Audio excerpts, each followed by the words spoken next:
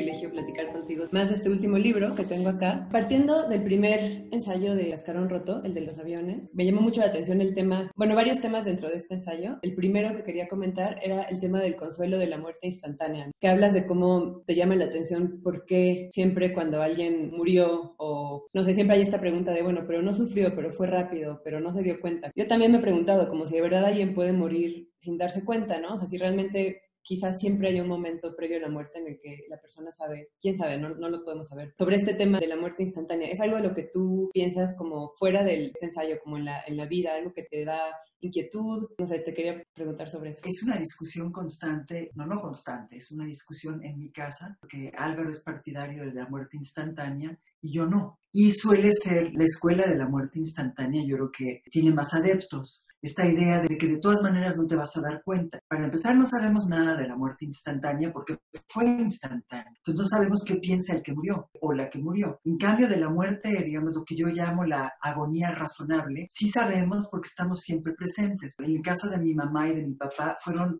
agonías razonables. En el caso de mi papá, casi deliberada, o sea, él fue preparando su muerte. Él siempre controlaba y ordenaba todo. Entonces controló y ordenó su agonía razonable. Mi mamá era más retraída y no era intervencionista, entonces tampoco intervino, pero dejó que las cosas pasaran. En los dos casos fueron 8 meses de una agonía razonable en la que estuvimos presentes siempre los hijos, y eso a mí me parece, toco madera siempre cuando digo estas cosas, me parece preferible, sea el tuyo o sea el de alguien más que está a tu lado y que ya no supiste, ¿no? ¿Qué pasó? El ensayo trata también de eso. Cuando yo expreso mi miedo a volar con mi compañero de vuelo, siempre me dice, pero ¿de qué tienes miedo si no vas a sentir nada? Sí. Para empezar, sí voy a sentir algo, voy a sentir el pánico más absoluto, el peor pánico de mi vida, y seguramente la caída ha de ser espantosa. Entonces, claro que voy a sentir, y además no voy a tener los beneficios de la agonía razonable. Bien que ya no puedas hacer lo más básico que te gusta, es el día en que yo creo que hay que despedirse. Pero no tenemos ese privilegio, nadie se encarga de nosotros. El texto de los aviones pasa de los aviones a eso, ¿no? ¿Qué muerte prefieres? Claro que no podemos escoger, la única que podemos escoger es el suicidio,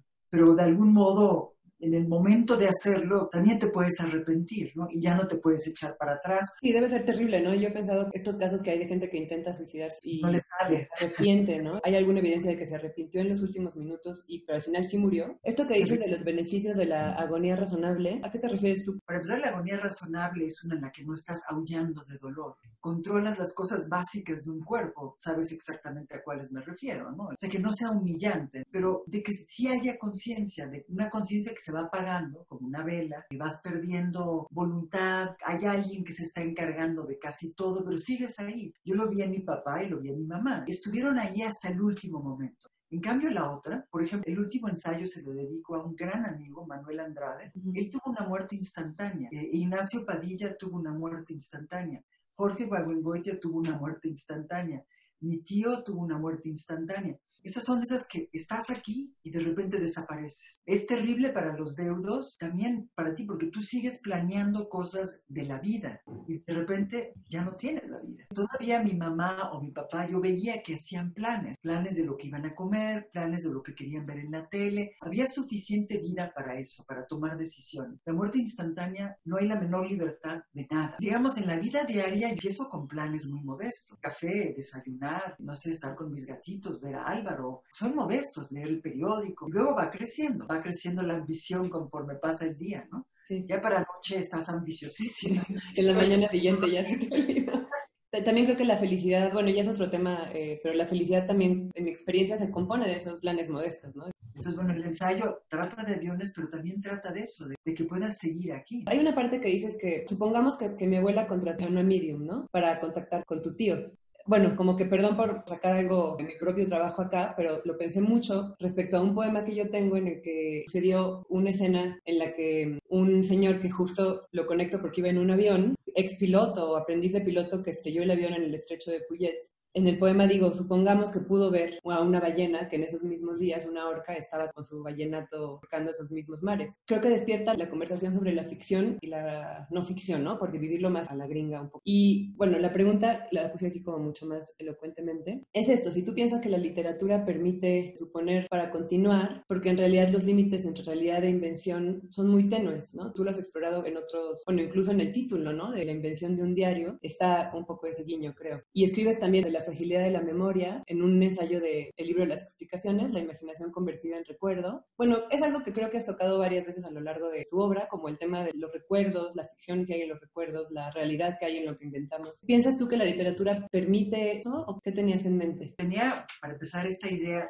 que tenemos de que si convocamos a los muertos, van a regresar en el estado ideal como los recordamos, pero en realidad regresarían como murieron. El cuento de Herbert, ¿no? De la pata de mono. Tienen 3 deseos y el tercer deseo de la mamá, porque pierde a su hijo en un accidente espantoso, es una muerte instantánea. Todavía les queda un deseo con la pata de mono. El deseo de ella es que regrese su hijo. Y entonces se oye que alguien toca en la puerta y el papá, no es el segundo deseo, que regrese su hijo. Queda un último deseo. Tocan a la puerta, el papá oye y se da cuenta de que el hijo va a regresar a ese cuerpo mutilado que fue su último momento en la vida. No va a regresar, o en el caso de mi abuela, por ejemplo, mi tío Ted, no iba a regresar como ella lo vio todavía en su casa, un cuerpo perfecto de un joven. No, va a regresar el cuerpo mutilado en un accidente de aviación. Desde que la literatura permite los desenlaces, digamos, permite seguir con recuerdos truncos, permite seguir con vidas truncas, claro que sí. En el caso del recuerdo de la memoria, sí es absolutamente inventiva. Cuando recordamos un episodio familiar en el que estuvimos los 4, cada quien tiene un recuerdo. No se parecen nuestros recuerdos. ¿Qué es lo que pasa? Que la memoria es selectiva y recuerda lo que ese individuo quiere recordar, o la memoria es artista, es literata, es escritora, y entonces inventa los recuerdos que esa persona quiere tener. Yo creo que es una combinación de las dos cosas. Es una máquina del tiempo, la memoria, ¿no? Tú crees que la controlas, además. Tú crees que controlas esa máquina del tiempo. No, la verdad es que tú no siempre recuerdas lo que quisieras recordar, y a veces cuando buscas un recuerdo ya no lo recuerdas. Se va vaciando por su propia cuenta la memoria. Eso me parece aterrador. La literatura lo que puede hacer es salvarte de esa angustia, de perder la memoria o de recuperar la que no quieres, ¿no?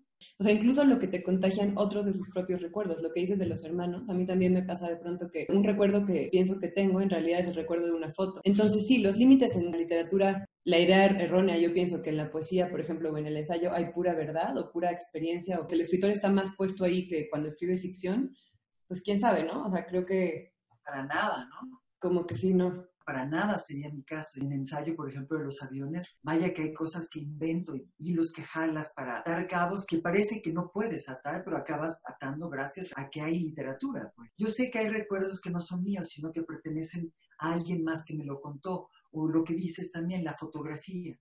Muchas veces tu recuerdo es una fotografía, no una experiencia. A mí lo que me aterra es la amnesia, cuando vas perdiendo tus recuerdos. Eso me parece lo más aterrador.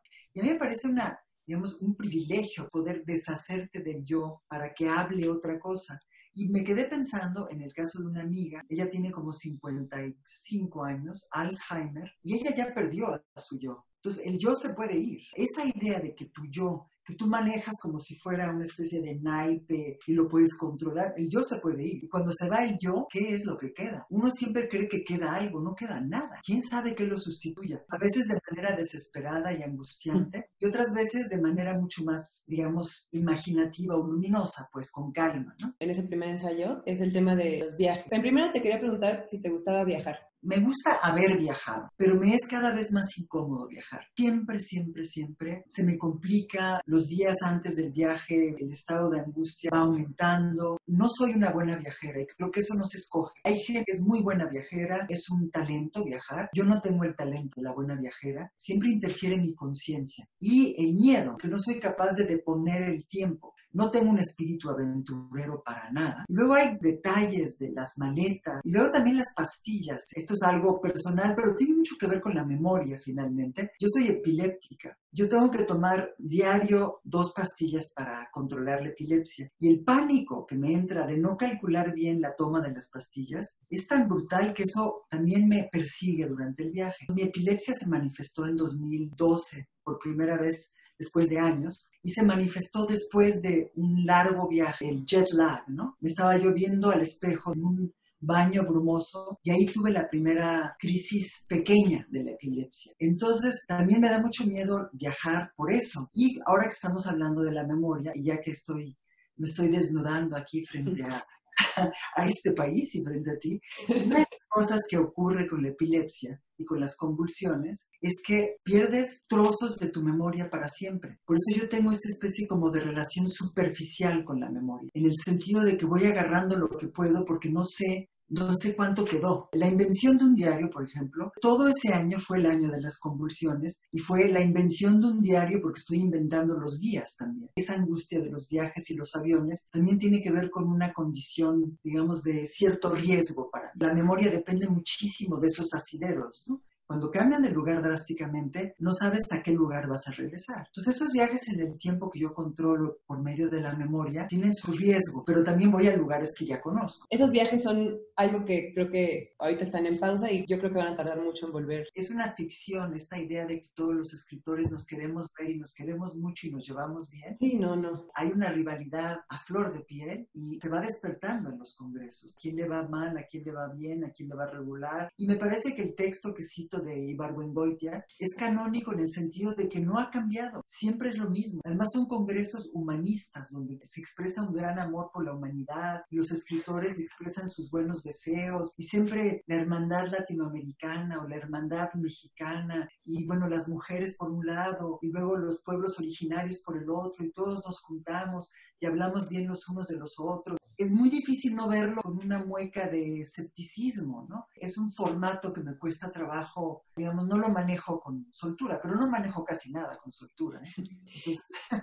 Pero para nuestra fortuna yo creo que va a tardar en volver, ¿no? Por donde lo veas, por COVID, pero también por temas de como conciencia medioambiental, que ahora yo creo que hay más, o sea, porque tiene un impacto muy grande en el medio ambiente y de pronto creo que hay muchos vuelos y viajes que la gente va a poder con más confianza no aceptar. Voy a pasar un poco al ensayo de la amistad de este mismo libro. Lo que más me gustó es el tema de la amistad y la mentira, de cómo hay esta idea de que una buena amiga o una verdadera amistad consiste en decirse siempre la verdad. Luego está que justo yo creo que las amistades más duraderas consisten mucho, como las relaciones de pareja, de amigos, de familia, en elegir cuándo, pues mejor no, o sea, cuáles verdades dices y cuáles como que no tienen demasiado sentido. Este tema de la mentira, también como muchas amistades han sido, yo creo que un poco idealizadas y hechas un mito, por ejemplo, entre Montaigne y de la Boissier. Su teoría, después de estudiarlo muchísimo, es que era una amistad súper inventada. Además de que fueron amigos muy poco tiempo, era una invención completa de Montaigne para hablar de la amistad, usar a ese personaje, pero que realmente no había demasiado fondo, ¿no?, detrás de eso.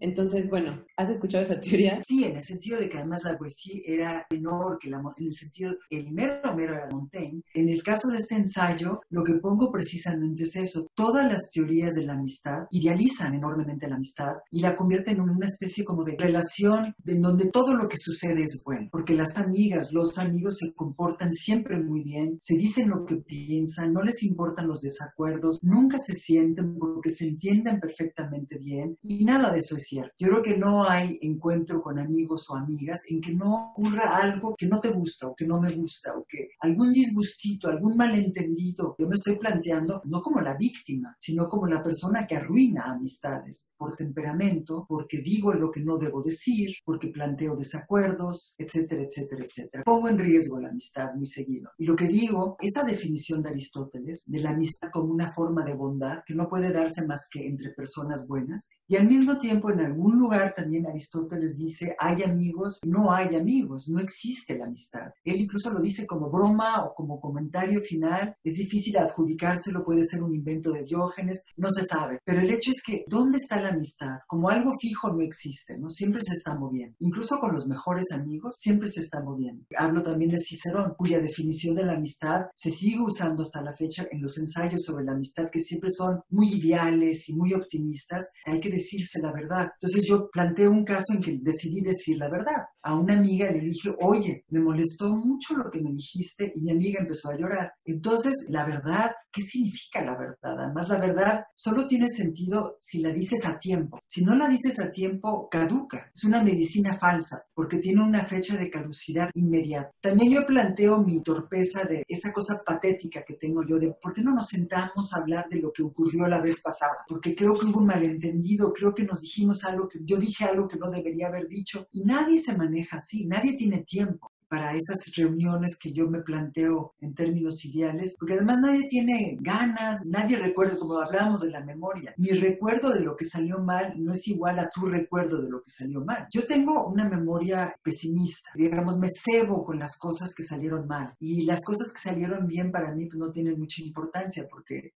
se cuidan solas. Pero las cosas que salieron mal, yo me siento responsable. Entonces, siempre las quiero componer. Las famosas visions y revisions de T.S. Eliot, ¿no? Que te pones a revisar y a palomear y a tachar, como si fuera un guión. Pero la amistad no tiene un guión. La siguiente vez es la primera vez, siempre. Aunque haya mucha historia, es la primera vez. Es lo que planteo en este ensayo sobre la amistad. ¿Crees que la amistad entre hombres, tuya con hombres, o entre mujer y hombre, o entre hombre y hombre, sea distinta a la amistad entre mujeres? La sororidad, más bien en términos de solidaridad puntual, ¿no? No por ser género dejamos de ser individuos, pues, ¿no? Dejamos de ser personas. Pues obviamente no tenemos por qué ser amigas instantáneas solo porque somos mujeres. Eso por un lado. Sí creo, eso lo noto gremialmente, no lo digo en términos personales, sino gremiales. Creo que las mujeres rivalizamos más entre nosotras que con hombres. He notado que a las mujeres nos puede molestar más que se gane un premio otra mujer a que se lo gane un hombre. Entonces, de que hay más envidia entre nosotras, yo creo, atávicamente, lo digo atávicamente a propósito, porque mi opinión puede ser un atavismo. Creo que todavía somos más envidiosas entre nosotras que con los hombres. La competencia se plantea en términos mucho más brutales. Ahora, amistad entre mujeres, es que tengo amigas y tengo amigos. ¿Cómo decirlo? El desacuerdo me es más fácil con un hombre que con una mujer. Se plantea en términos más sentimentales con una amiga que con un amigo. No te puedo dar una razón. Es una experiencia, no es una opinión, ¿eh? Para nada opino que por eso las mujeres somos más sentimentales. Lo que sí te puedo decir como una experiencia es que cuando hay un desacuerdo con una amiga, el desacuerdo se plantea en términos más sentimentales que intelectuales. Como que las mujeres somos menos capaces de manejar los desacuerdos como algo que ocurre en un terreno neutro que con un amigo. Todos esos códigos de amistad, que además son los códigos de la amistad. No porque seamos mayores dejamos de tener ese código de los secretos, de la discreción, de la indiscreción. Sí. Yo por eso soy cautelosísima con contar secretos. Generalmente le cuentas tus secretos a una amiga, ¿no? Y el poder que le estás dando es tremendo. Yo creo que esa es la prueba máxima de una amistad. Yo creo que no hay que ponerla a prueba con un secreto, porque ahí es donde de veras se te puede ir de las manos. Y lo que digo en este ensayo es que nunca está asegurada. Lo dice al final Derrida en su ensayo sobre la amistad. Como siempre, la amistad es un estado frágil que puede morir en cualquier momento. Yo prefiero un buen pleito a la distancia. Sí, aunque a veces también creo que es lo único que salva las amistades, ¿no? Volviendo un poco a Montaigne, cuando él dice esta frase muy famosa de ¿por qué la amistad tan intensa con de la Gautier? Y él dice ¿por qué él era él y por qué era yo? ¿Por qué era él, por qué era yo? Creo que también eso se termina, porque nos transformamos tanto, algo que me ha ayudado como a navegar la vida adulta, que uno empieza a manejar la amistad de manera, no sé, distinta. Digo, siguen los mismos códigos y todo, pero intentas pelearte menos y como que eres menos entrona en la relación. Y la distancia a veces ayuda, y que las amistades también se van transformando y pasan como de periodos de mayor cercanía, menor cercanía, y que a veces como tener esa flexibilidad de que sean como una liga, o sea, que se estira, se afloja, se estira, se afloja, de pronto también puede hacerlas más duraderas. Porque si estiras, estiras y estiras, se rompe más fácilmente. Quizá la distancia lo que permite es que regreses a la superficie. Eso es lo que planteo en este ensayo. ¿Qué significa querer mucho a alguien que te cae de repente tan mal? E igual lo que tú dices, la distancia permite que lo que salió a flote vuelva a sumergirse y te mantengas en la superficie. Y es un poco lo que planteo en este ensayo, cómo aprender a ser amiga. Tú dices, ser la amiga o ser la que ama, ¿no? Las dos posiciones. Y luego dices, porque el que ama es un juez implacable, que como que estás en continua revisión de la otra persona, y eso se vuelve muy cansado para el prójimo. Sí, creo que hay dos, o sea, la persona que ama y la persona que es amada.